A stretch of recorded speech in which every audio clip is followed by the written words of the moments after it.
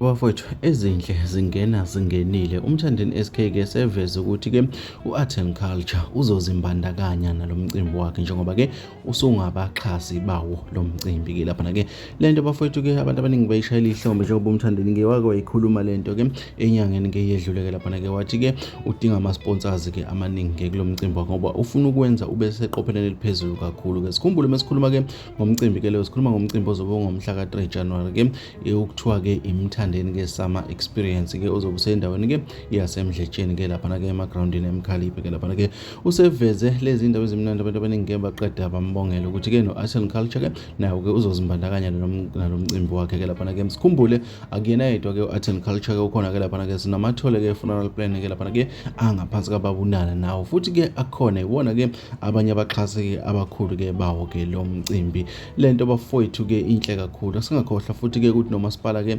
uyazimbandakanya owase Big 5 ke nalo mcimbi yonke lento ibheke lapha ke emdletsheni kokhomba ukusobala ke ukuthi lo mcimbi ubonakala ke uzoba nesasasa elikhulu kakhulu futhi ke uphinde uhlanganise nabantu abaningi thina ke sikuthatha sikubeke njengoba kunjalo sithi ke phelela khona ke kwi summer experience ke kaMthandeni ke lapha ke ezobe isemdletsheni ke ngawo ke umhla ka 3 January 2026 bafowethu asidibane kwezinye.